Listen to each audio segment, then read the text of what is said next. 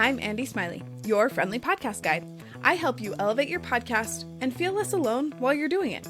Today, I'm sharing a conversation I had with one of my kids' all-time favorite kid podcast creators. His name is Mr. Jim, and he and his team are helping kid podcasts become as popular as YouTube Kids.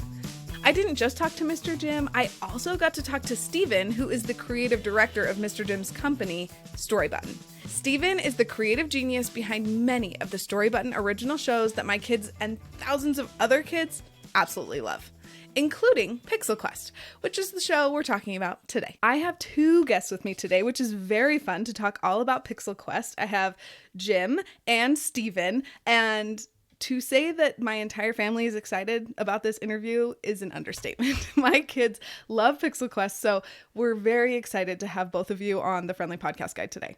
Thanks so much for having us. We're excited to be here. Very much so. Thank you. Totally. So before we dive into Pixel Quest, I have a couple of questions just to introduce you to my listeners a little bit. So the first question is, what is the last podcast you listened to for you? Not for editing, not for research, just for you. Andi, your listeners have to know that my name's Jim, but the kids in the world know me as Mr. Jim. Personally, I am so nose deep in kids podcast world that I really don't have time to listen to much of anything else. So, if I'm going to venture a little bit into podcasts, it might be the All In podcast. It might be a little bit of Kelsey Brothers for some pop culture. That's good. So if I find myself lost and outside of the kids podcast world, which is not frequent, that might be where I end up. So I am a huge soccer football nerd. So I listen to a ton of like soccer podcasts. My favorite one that I listen to right now is a whole bunch of BBC, like just really amazing reporters. The podcast is called The Rest is Football. And it's just like they keep like cycling in like, strikers and coaches and players from like the last 20 years to talk about like current events. And I'm just a geek for that stuff. I love the modern game. So I love anything related to soccer or football. Yeah. That's awesome. My partner Scott is very into all things soccer as well. So I don't know if he's heard of that one, and I'm definitely going to introduce it to him because he'd love it. It's a whole bunch of classic dudes from like the 80s, 90s who are like BBC reporters today. He'd love it. Yeah. Okay, done. Oh yeah. Yeah. I already wrote it down. So perfect. Thank you. Okay, last question to introduce y'all is, what is a simple life hack that is making your life better right now? Besides story buttons? Besides story buttons, Steven, do you have a life hack right now? I am in love with writing everything down right now. For a very long time, I just try to keep things like in my head, or it's like, hey, I'll act on that later. But I'm very intentional now about just creating lists. But for me, it has to be very specific handwritten lists. If I actually take the time to process it, move my hand, I tend to remember it better, but then also like it's closer to me. And if it's in physical print, like it's something that's like sitting on my desk and is usually open. So I'm finding actually writing stuff down at this moment is a better way to keep track of all my little daily tasks and notes than to keep something electronic. With my iPad, I can convert all that stuff into, in an electronic note form. But my first stop is always to write it down these days. I'm the same. For the most part, I like to write things out. And I think for me, it helps me it gets out of my head better. Mm-hmm. I feel like when I type it, sometimes it still stays in my head. But if I can just write it out, I feel like it finally like leaves my brain, which is essential. Yeah. Yeah. So my hack is we've only done this 3 days. So it's not quite, I can't comment on its success or failure. But Jocelyn and I, we are leaving our phones charge in the kitchen instead of next to our bed. And we got an old alarm clock that we will wake up to. And so we're just trying to go to bed a little earlier and wake up earlier without having our phones in the room. I'll report back. Okay, well, I was going to say, maybe I'll just ask you how that goes in a couple months and see if it's been a good fit. But I've heard a lot of people do that, and it's been a good thing. Now we're going to dive in to Pixel Quest itself. Mr. Jim and Steven, what are your roles with Pixel Quest? Yeah. So my name is Jim Jacob, founder, CEO of Storybutton. So Storybutton is the easiest way to listen to podcasts off of screens. So it's an independent device that it sounds like your listeners have heard of before, possibly. And yeah, I'm sure they have. I talk about it often. So our Storybutton started producing originals that were more than just Mr. Jim's voice. So me, Mr. Jim, I've been telling stories for many years.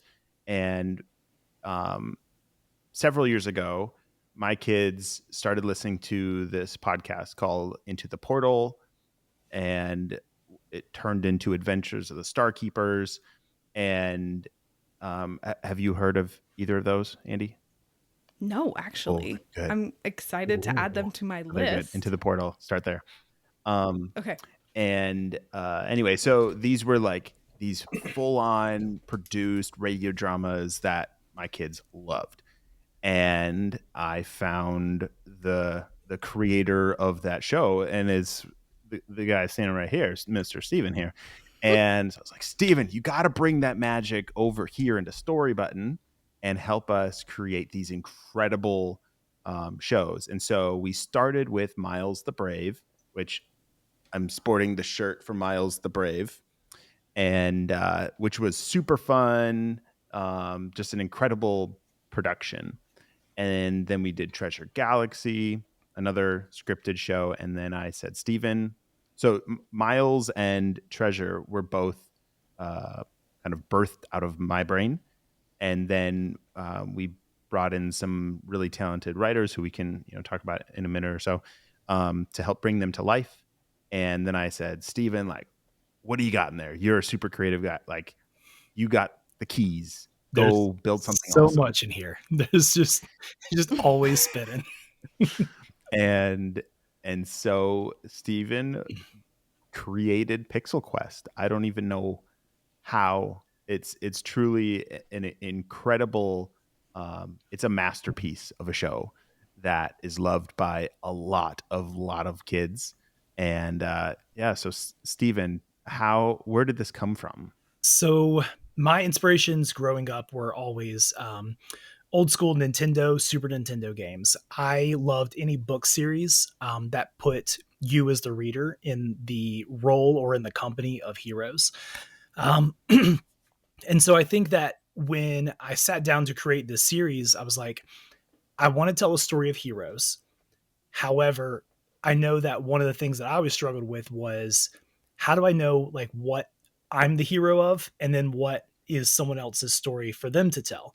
And so I was kind of wrestling with that for a little bit, because it's a little bit hard to tell a kid like, hey, this is what it takes to be a hero, because a lot of times heroic actions happen in small ways. It's being nice to friends. It's standing up for someone. And so someone's heroic path might not be someone else's heroic path. And so a lot of that, I guess, tension and struggle was going through my mind as I was, trying to come up with a series. How do we tell a kid that they can be a hero when they might not be fighting giants, they might not be fighting dragons, they might not be fighting massive villains?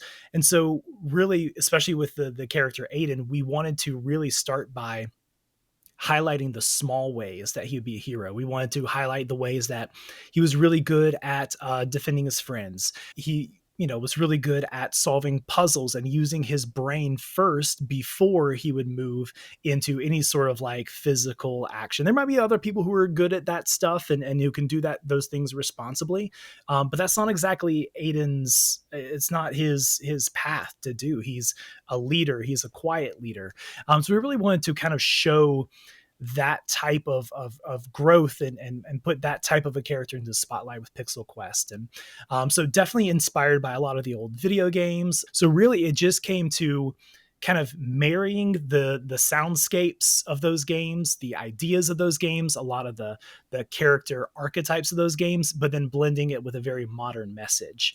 And so what emerged, especially in that first episode of Pixel Quest, was really the struggle of a of a young man trying to find his way in the world, and someone who's kind of getting older and his friends are going off on different paths, and he's just trying to figure out what's next for me. And so by saying, I'm not going to follow their path, I'm going to follow my own path, he ends up going on his own grand adventure and all that stuff. So yeah, that was really the goal of Pixel Quest. And that was kind of what was going through my mind, is how do we show this representation of a young hero whose bravery doesn't look like other people's bravery.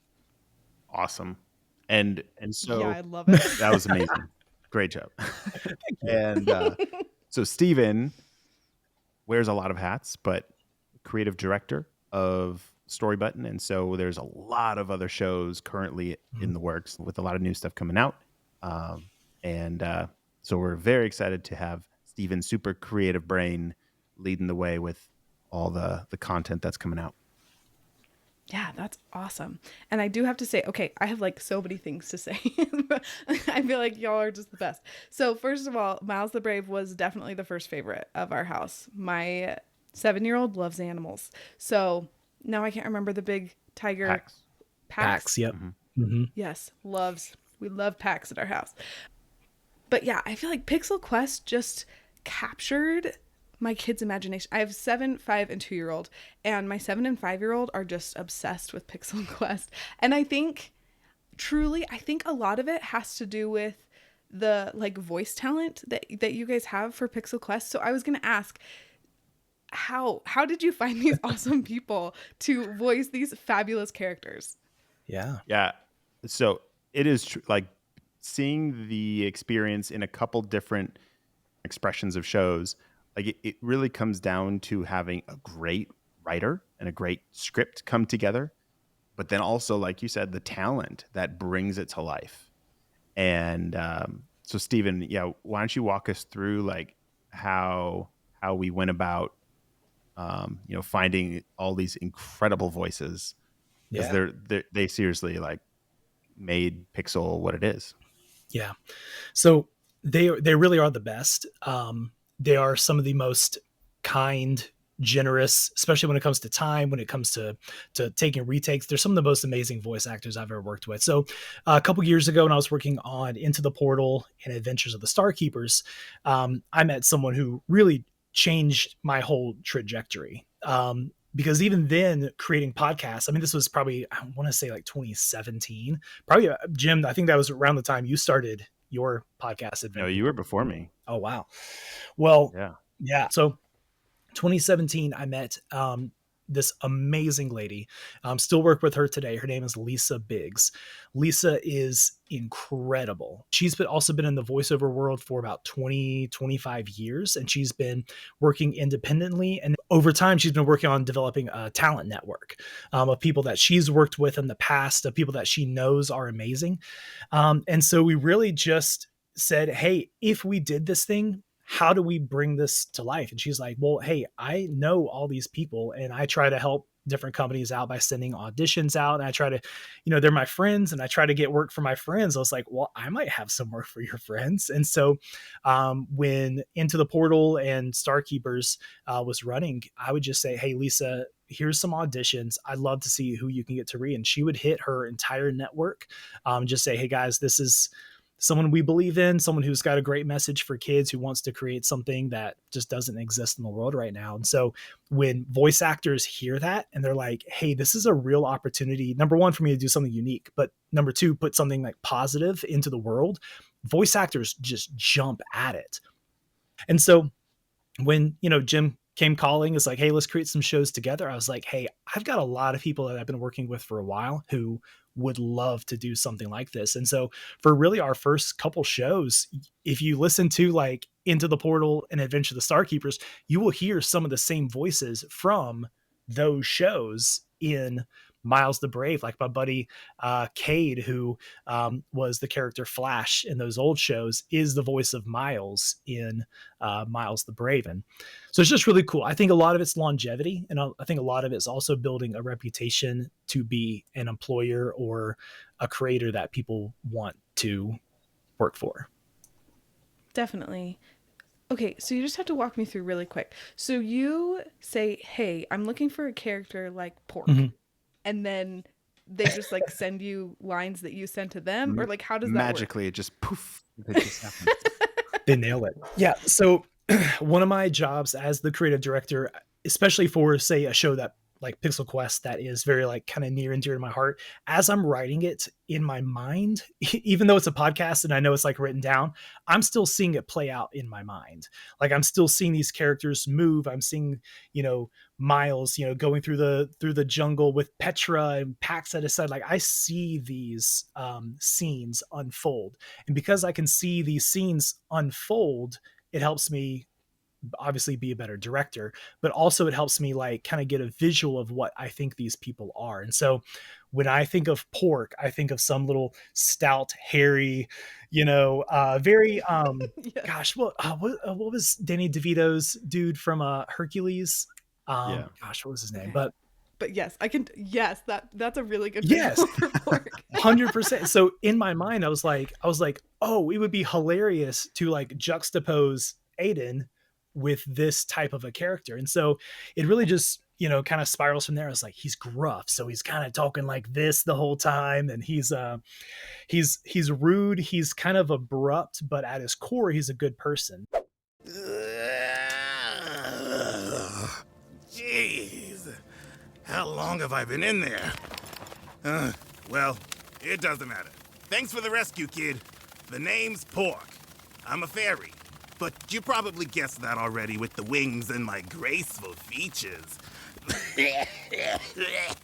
Sorry, some of that smoke was still in there. I think the world wants to hear Pork's story.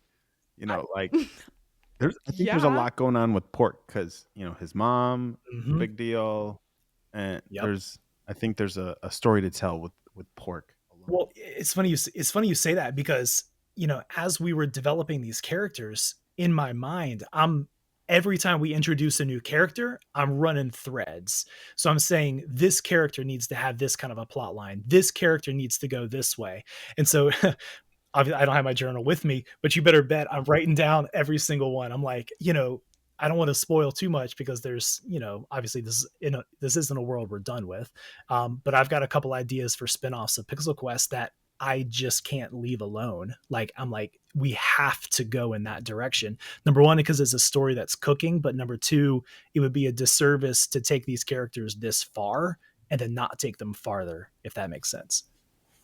Definitely. Well, and I bet you like come to love these characters and like cherish them, right? You've spent so much time with them, so you've got to let their stories be told. Well, I'll tell you, it's also hard. And Jim, you can attest to this, how many times we have called our voice actors by their character names in emails and calls, because it's so funny because what you really see is, especially by the end of 3 seasons, there's a blending of these people together. And so it's like, I love the characters, I love the actors, and it's just so funny just to see like their energy and like their personality is just who they are really kind of coming out through these characters. And it really is great to just see their energy, their personality come to life through the podcast. So yeah, it's very easy to kind of, I don't know, feel attached to them because you really are attached to the people behind the microphones for sure.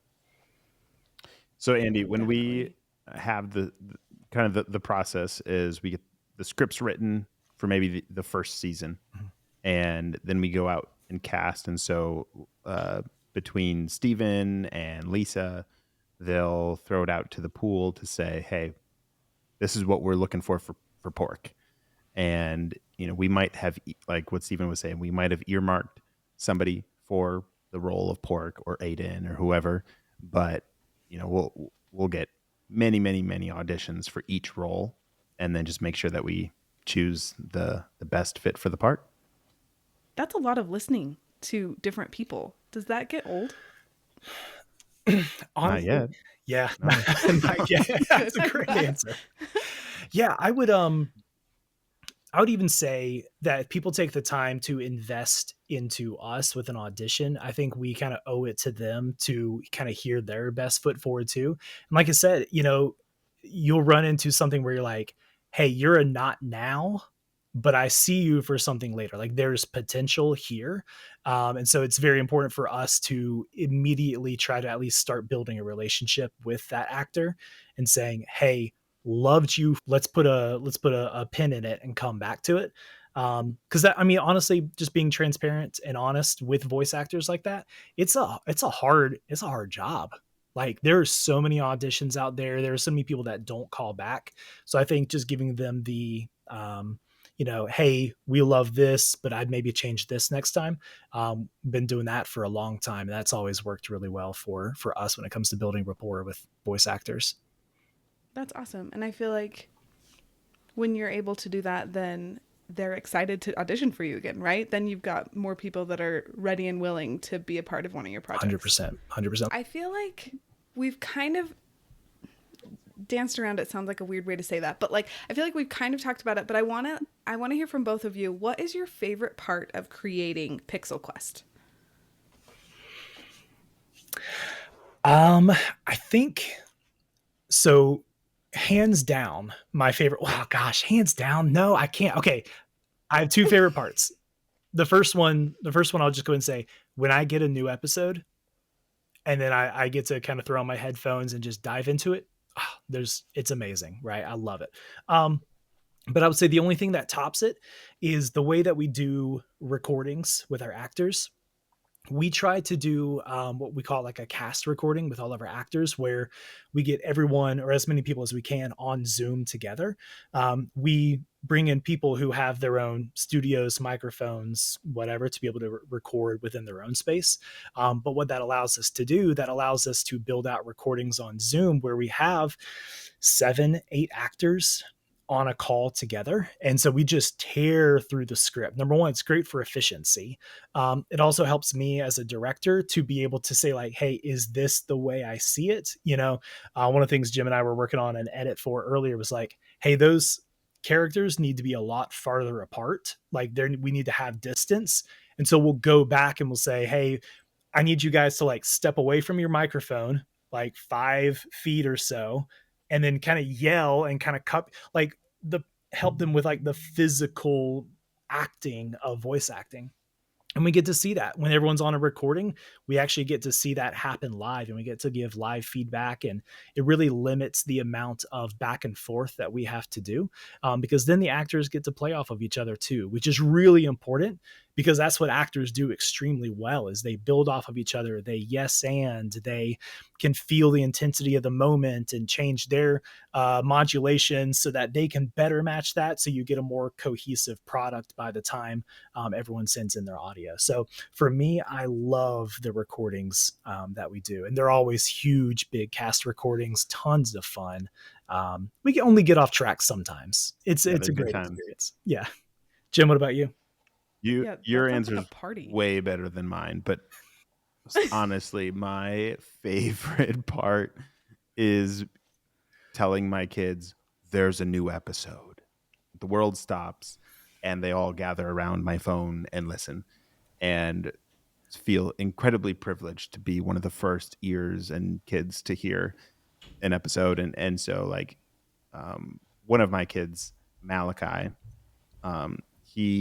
I really consider him the critic that I care about the most, and he just like it.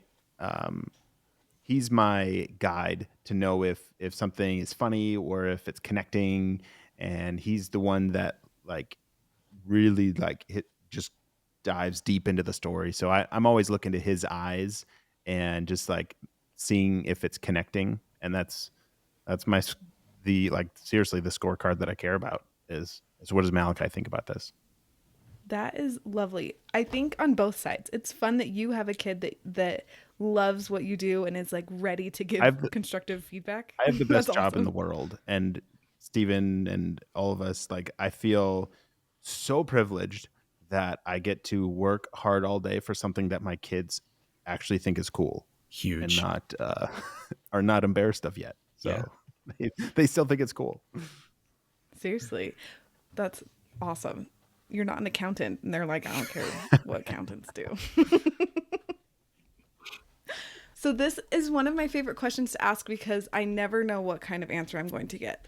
So what has been the most surprising aspect since you started Pixel Quest? Like, what's been the thing that kind of came out of left field, like you weren't expecting it, but you love it? Or maybe you don't love it, but it was surprising. So we haven't really even talked about the sound design element of the show and just all the shows that we make, but that's always like a really important part of any of these shows that comes together, because the script gives sound direction and it's all written down. But that has been, I guess, something that I've been incredibly surprised with. So we work with a guy, Nicholas, who he was the sound designer on Pixel, and just hearing how Steven worked alongside of him to really like bring this out and pull it all together. It's always like mind blowing to me of watching it go from on script into like creating the world with like that you can hear and that you can like close your eyes and it feels like you're there.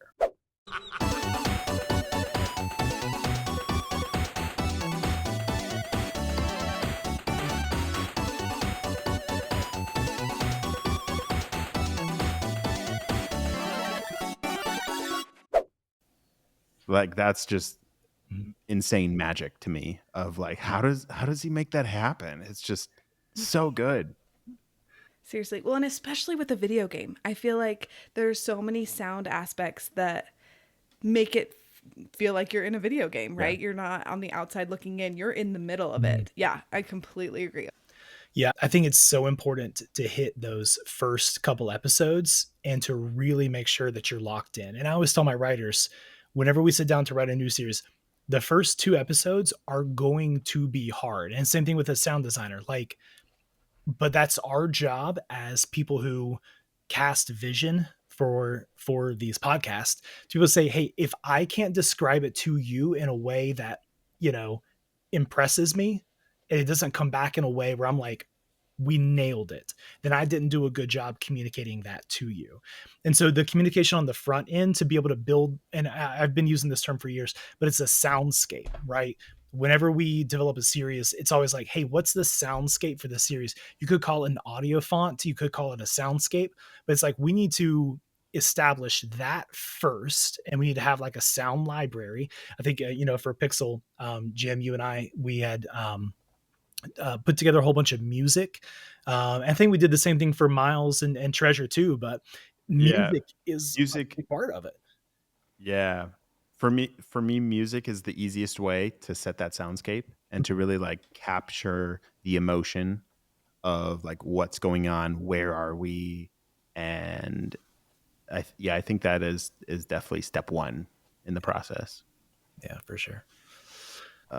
Stranger Things or Interstellar or any of these like amazing theatrical movies or shows, like music is always such a important part of that. But then imagine removing the visual element of a movie, how much more important the music is to setting the tone. Totally. Yeah. Okay, Steven, what was the surprising thing for you about Pixel Quest? I think, I think for me, the most surprising thing was actually after we started releasing episodes, and Jim would actually bring in like real quotes from parents about what their kids thought of the episodes. And I think that goes such a long way in, number one, just confirming the work that we put into it. It encourages the team, but it also challenges us. It's like, hey, now we have a name to go with someone's story, and that's going to push us even harder to create something for this mom who's a single mom with a kid with special needs, or a dad who's working with a kid who has dyslexia. When we start putting faces and names to the reactions that we get, to the downloads that some people might just see as a number, it really brings a human element to storytelling that makes us want to do a better job for our audience. And so not that I hadn't really seen that before, but I feel like with Pixel Quest, it was more pronounced than it has been with other series. And it's honestly, it's been really touching to see the reception that series has gotten. And it's really impacted us, even from, our writers, audio engineers, talent directors, VO people, all the way to, some of our web guys. Guys who are kind of building some back end stuff for us. They love the episodes and they love hearing, Jim bring in real human stories into what we do. It really does mean a lot. Yeah, it's incredible. Like each of our shows, if we're just talking about Miles and Treasure and Pixel, like they each have their own thing going on. But for some reason, Pixel has really connected with a lot of kids, and I think one of the magical things about it is I think it's made for the kid that has never listened to audio before. It's made for the parents that are like, my kid would never listen to a podcast or would never have the attention to sit down and listen to something. But this was made for that kid. And so I think we broke into some new audiences, broke into some new households that had never quite experienced this before. And so that's just so fun to see. Definitely. So I love to give kid podcast recommendations. It's one of my favorite things to do. And whenever someone says, my kid really likes video games, what are some kid podcast recommendations? My first one's always Pixel Quest, because it's not about video games. You get to be in the video game. And I will say, I say this all the time, but for anyone who thinks that their kid will not sit and listen to a kid podcast, just give them something to do with their hands. And then they will sit there. They will listen for a very long time. My 7-year-old will listen to Pixel Quest or just anything really on the Storybutton for like an hour or more while doing Legos. I will admit my family is very pro podcast. We listen to podcasts all the time, but your kid can sit and listen for 15 minutes. Like, I promise, like, give your kid some credit and put something in their hands, Magnetiles, Legos, coloring pages, and they will listen to a kid podcast. I promise. Absolutely. Yeah. Cars are a good entry point. Mm-hmm. Kids are sitting still, can't go anywhere. That's a great spot to like win their attention with the show. And then when you're at home, maybe during lunch or during playtime, that's when those are great times to put it on. Completely agree. Yeah, road trips are the place where I introduce new kid podcasts to my children because they can't leave. Well, I was going to say my kids do this thing. I can tell when an episode is hitting hard because we listen to it. We have a 15-minute drive to school, and that's like exactly the amount of time like a kid's podcast link should be roughly. And so my kids do this move where they each kind of turn their head and then each like look out the window, and then they're looking in different directions, each of them. But I'm like, got them. Like I know their brains, like they're just kind of shutting off everything except for their like that little creative part of their brain, and so they're just kind of like looking off, just kind of like listening to it and kind of soaking it in. And then like the whole car ride is just like, it's just so quiet. I'm like, they're thinking hard about this, like they're processing this. They're getting a little, you can tell like they're getting a little closer to the speaker, they're kind of like leaning into it. I'm like, yeah, got him, man. This is a good Steven, I don't think I told you this. At church a couple weeks ago, somebody came up to me and was like, "Oh, the kids are loving their Storybutton," and they were saying that this one son of theirs, who's I believe 8, that he goes out to the backyard and turns on his Storybutton, and she's like, "There's like 7 or 8 other boys in the neighborhood that they all flock to our backyard to listen to the Storybutton and listen to Pixel Quest," and she's like, their moms ask me all the time. They're like, what are they listening to? Like, I've never had, like, my son has never cared to listen to something, but why does he keep going to your house to listen? Like, what are they listening to? And so it's just, they've started this little club in that neighborhood of a whole bunch of boys getting together in the backyard to listen to Pixel Quest. Like, how insane is that? Are we back in the 80s right now that kids are hanging out in the backyard, like listening to something on the radio. Like, what is going on? It's the World Series, pa. Like, running. Yes, sorry, not 1980s. I meant like 1950s, like gathering around the radio. We knew what you meant. I love that. And that has been my kids' experience as well. They'll have friends come over and they'll be like, Mom, can we just go listen to the Storybutton? I'm like, do your friends want to listen? Yeah, they do. I told them about Pixel Quest. Now they want to go listen. And then usually the mom afterwards is like, yeah, they really like that. Where can I find that? And I was like, we have it on a Storybutton. Pretty sure you can find it other places. I was going to ask you though, where else you can find it, because we just listened to it on the Storybutton. Yeah, good question. So you can start listening to Pixel Quest everywhere and anywhere that podcasts are. I believe on Apple and Spotify today there are 15. The first 15 episodes are available to listen, and then the remaining 15 are available to either people who have a Storybutton device. So when you buy a Storybutton device, that's like your pass, your lifetime pass to all Storybutton originals. And then if you don't have a device, or if you want to listen to on the go, then you do need to be a part of our paying community. So Storybutton Plus, which is on Apple Podcasts, or Spotify has a way as well.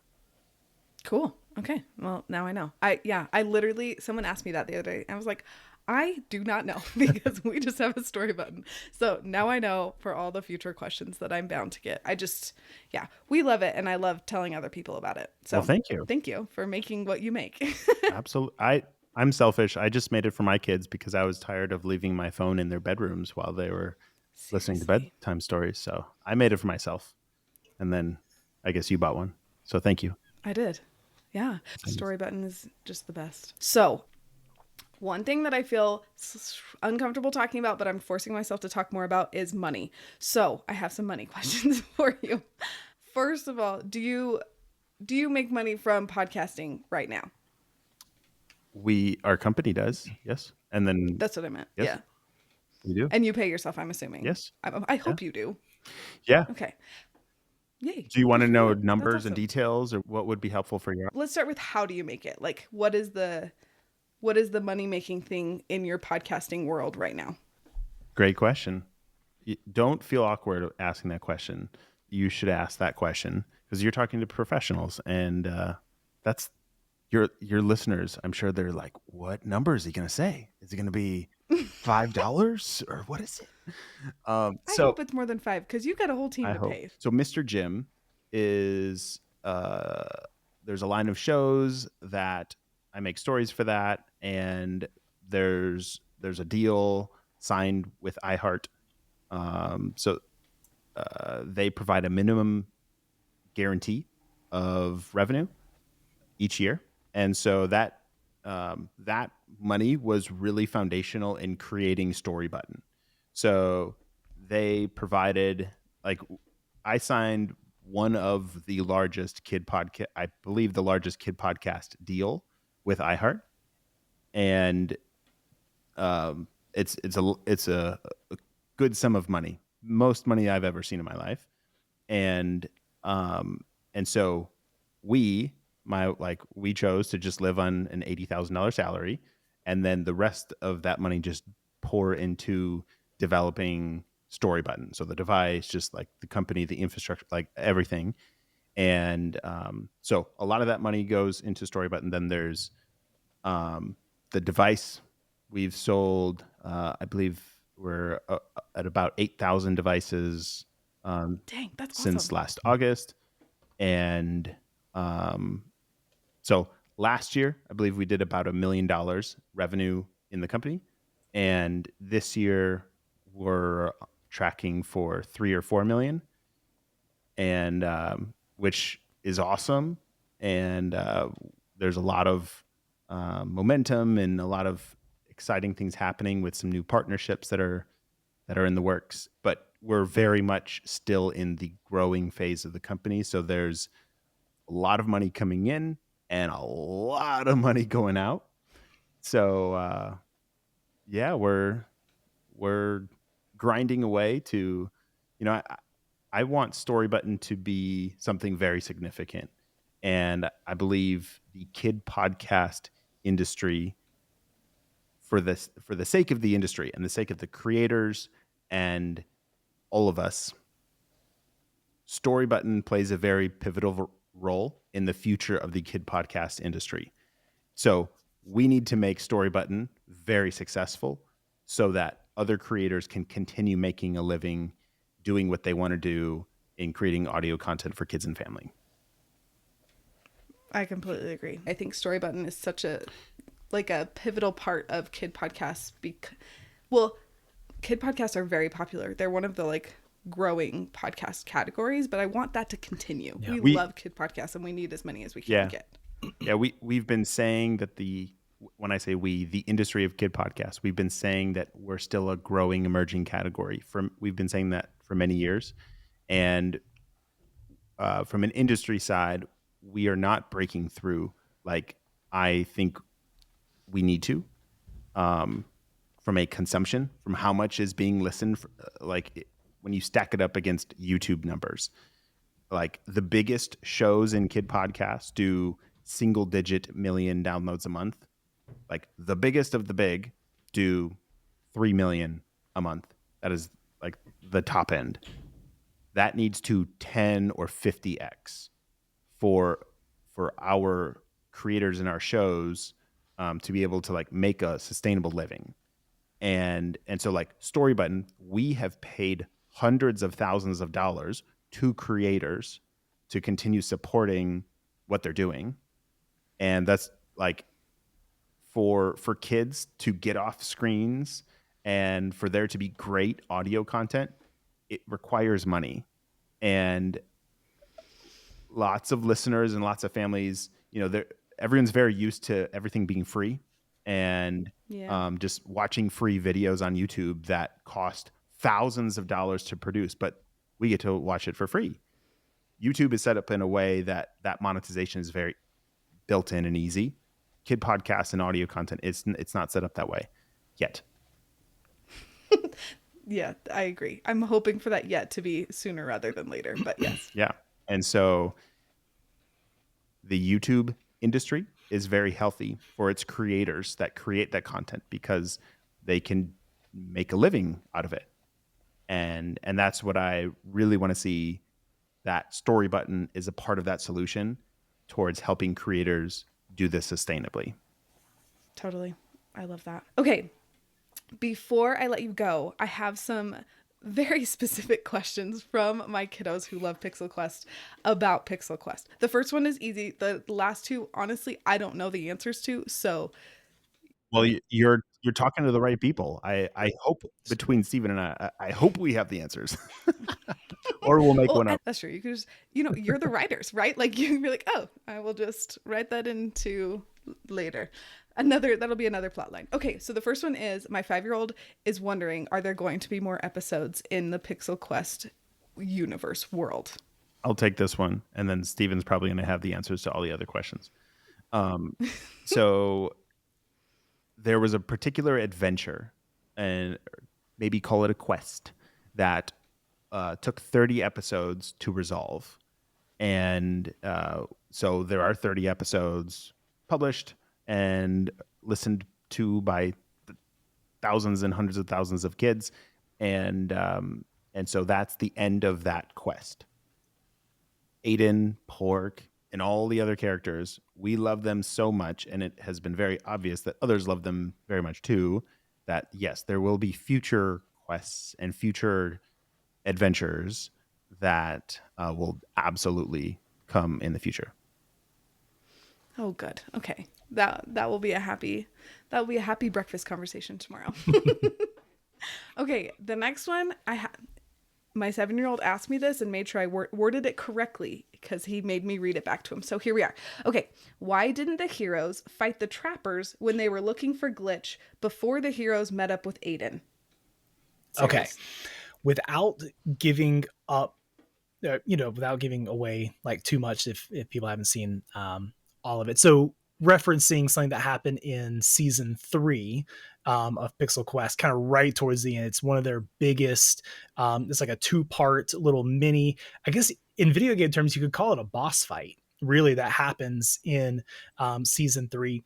So why didn't they take them out before? I mean, probably in my best explanation, it's a large world, and I feel like with the heroes being so pressed once they found out Glitch's plan, that there are certain things that just take priority, and so I feel like they would have said, hey, there is a lot of stuff going on, but it's important for us to stay focused on the next correct thing for us to do. We can always go back and we can always take care of these guys later and bring justice to the woods and all that stuff, but right now our main mission is Glitch. Unfortunately for them, that also then kind of started the whole events that brought Aiden and Pork together. So I'm sure it was not an intentional oversight. It was just a victim of circumstance that the heroes weren't able to kind of go clean that up before they fought Glitch the first time. Okay, cool. Thank you. That's a fabulous answer. And I honestly didn't even know who the trappers were. And I feel like I've listened to most of the episodes, but I missed that in like the in and out of mom with kid podcasts going on in the background. Well, actually going back to that, I remember specifically texting Jim when those episodes came in, and I was like, these 2 episodes that this whole kind of boss fight went through, so they're my favorite 2 episodes in the whole series. I was with Wesker and all those guys in the woods. So I texted him specifically. I was like, these 2 are the ones that I was looking for out of the season. Forget the finale, forget everything else. I said, I know that the sound design on these 2 episodes is going to be amazing. And specifically because the guy who plays Kane is a good friend of mine. We've been working with him for years. His name is Brent Mukai. And for me, those 2 episodes was going to be a showcase of what Brent can do. And he just brought so much energy and enthusiasm. And he screamed, he's like, Justice Strike. And I was like, yeah, I had like these big meaty sound effects behind it. And for me, those were, I just love those episodes so much. 2 of my favorite episodes of the series for sure. Was Hunter a trapper?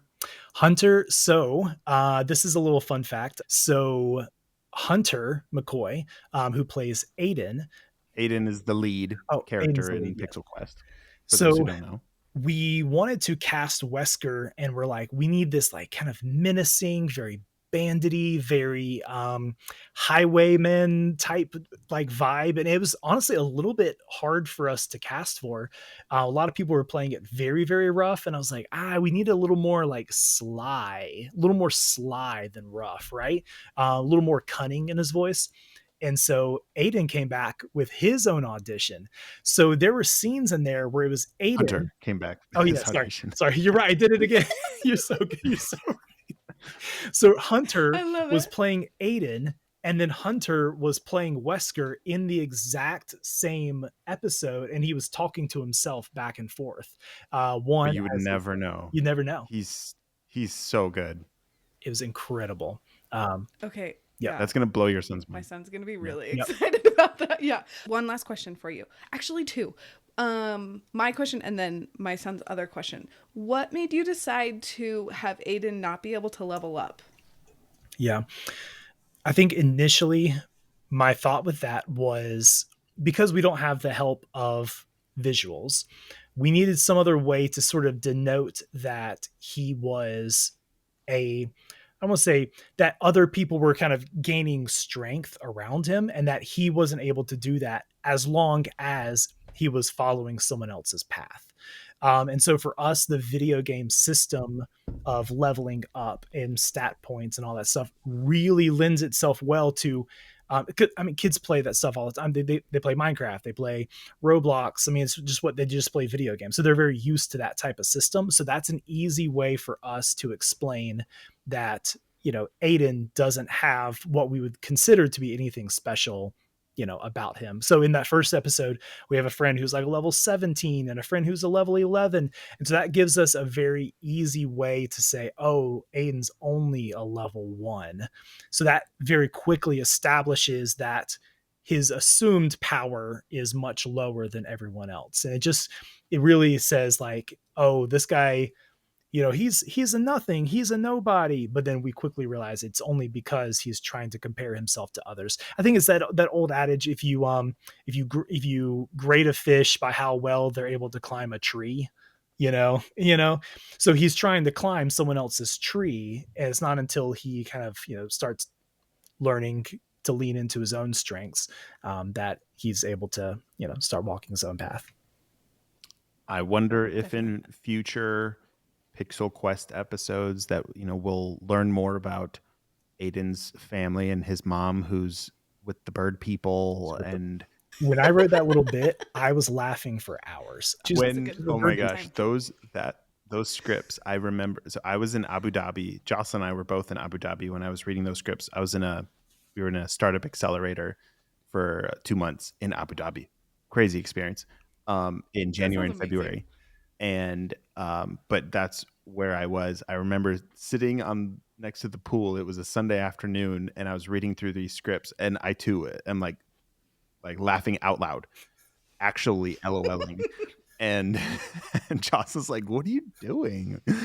And she's not as Jocelyn is not as big of a fan of Pixel Quest as we are. So anyway, kind of went over her head. She just doesn't like video game kid podcasts about Hort and Aiden. No one's perfect. It's okay. She's also heard them 1,000 times in our house, so she's kind of sick of it. Yeah, she's really looking forward to this next show coming up called Wilder Dreams.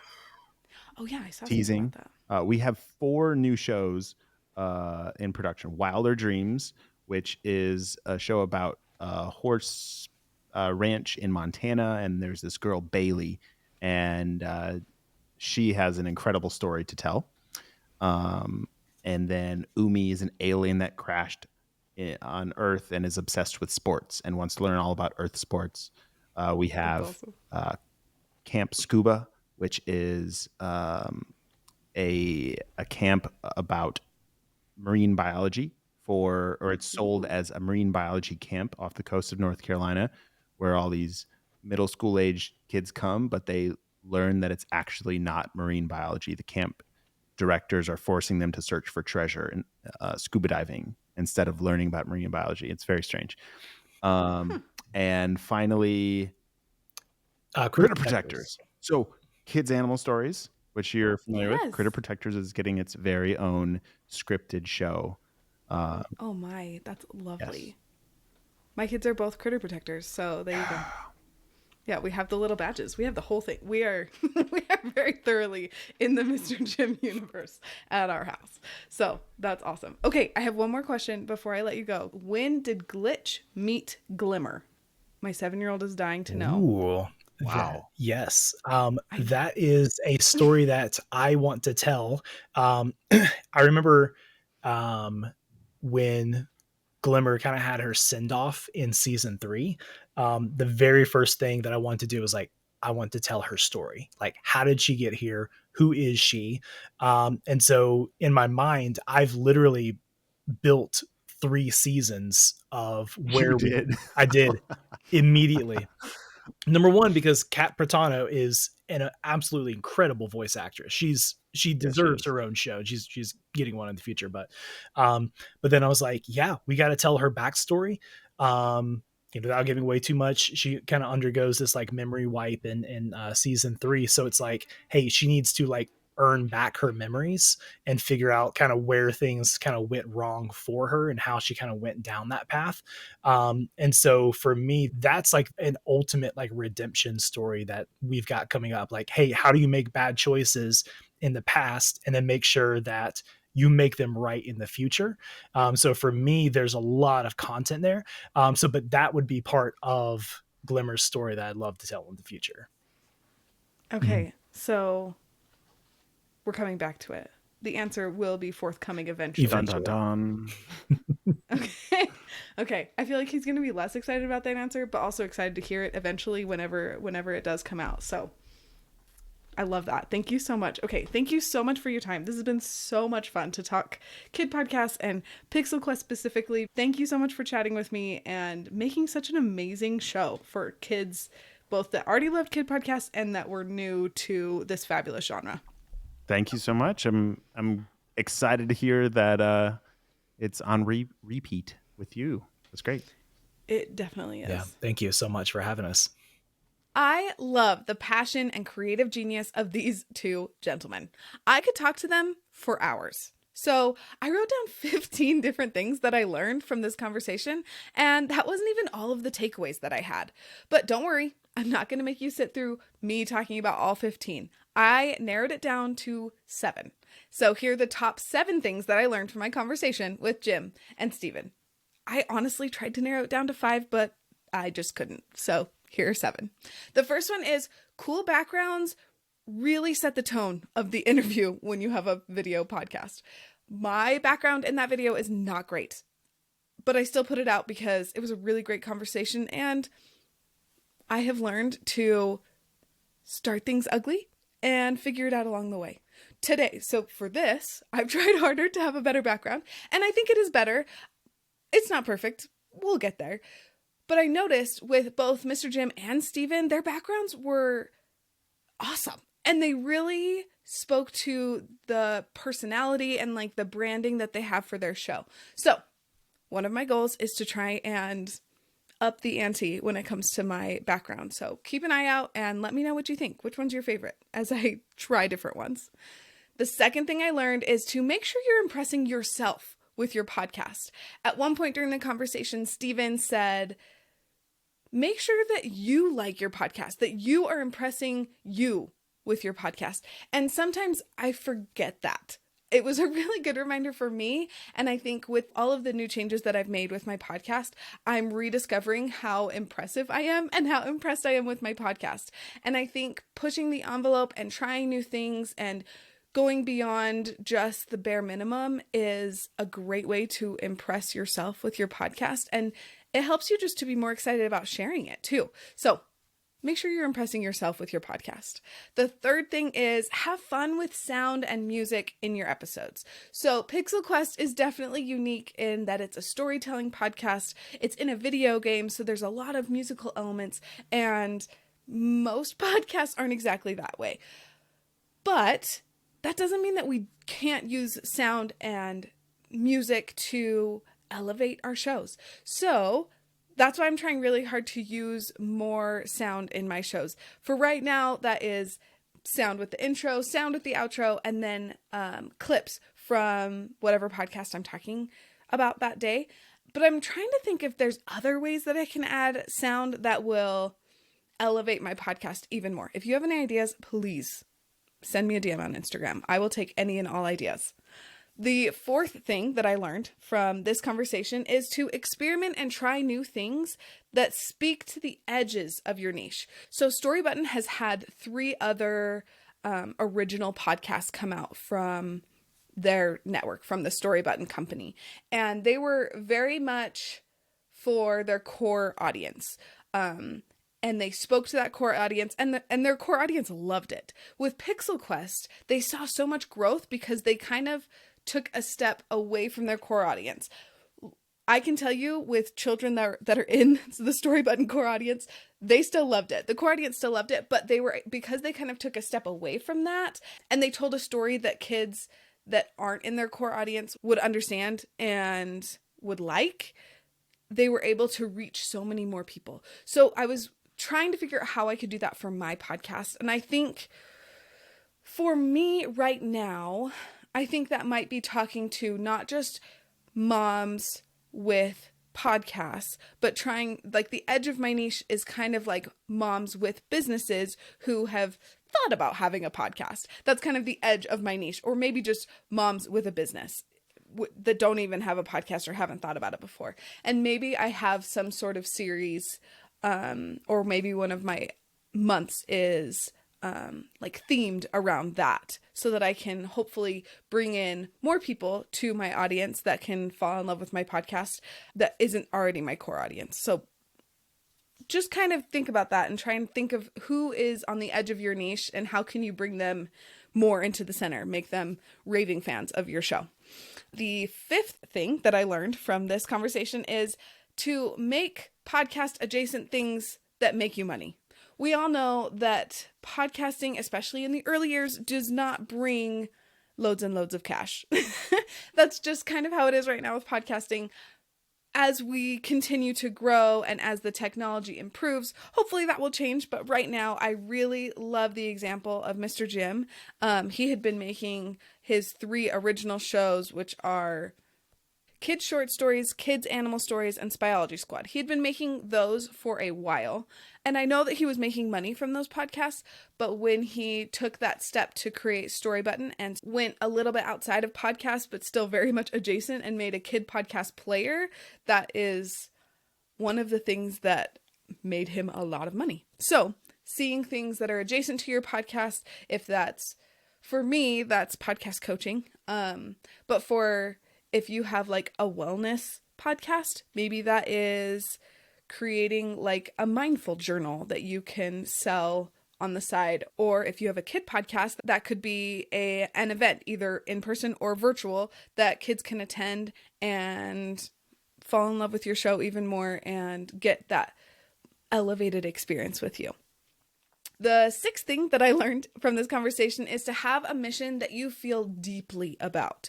Multiple times during our conversation, you could just feel the passion that both Mr. Jim and Steven have for kids podcasts. They have passion for the creators. They have passion for the listeners. You can tell that they love what they do, and that no matter what obstacles come up, they will work through it so that they can reach their goals and fulfill their mission. And the realization that I came to is that, yes, I have a mission that I feel deeply about, but I need to be reminded of that mission more often. So I've typed this up and I'm going to put it on my wall. And I have a list of goals that I'm doing, and underneath all of that it says, because podcasting is a great way for women who still have kids at home to amplify our voices and serve our communities in a way that is flexible and effective. And when I can remember that's why I'm doing what I'm doing, it just makes the hard days a little bit easier, or just helps me to remember why I'm still doing this on those hard days. The 7th and last thing that I'm going to share with you about what I learned from this conversation is that we need to collaborate and not push people down. Mr. Jim has made a point of paying other kid podcast creators to help them create what they love and have them be a part of Storybutton and having their shows on Storybutton, while he is a kid podcast creator himself. And I really love that example of, don't get intimidated by other people who are doing similar things as you. Elevate them, talk to them, be in community with them instead of pushing them down or trying to like bury your head in the sand and avoid them. This is something that I am currently working on. It's definitely something, I think it's a human tendency to be worried about other people who are doing similar things, or maybe are doing the same things but in a slightly different way. So this was my reminder to reach out and collaborate and become friends with and create a community with other podcast coaches, because it feels really scary to do that. But I know that if I have that abundant mindset of there's enough for me and for you, and we can be friends and work together in the process, my life will go smoother and I will have more friends, and I can always use more friends. Will you share this episode with your podcasting friend who needs a reminder of how fun it is to create a podcast? Jim and Steven will reinvigorate their passion for podcasting, just like they did for me, and I'm assuming for you too. In next week's episode, we'll dive into a conversation I had with Megan, the host of The Search for the Silver Lining. And after listening to that episode, I promise that you'll be inspired to get creative with the connections and assets that you already have. You don't have to learn anything new, just use the stuff you already have. And Megan has some great examples of how she does that. Thanks for being here, and I'll see you next week.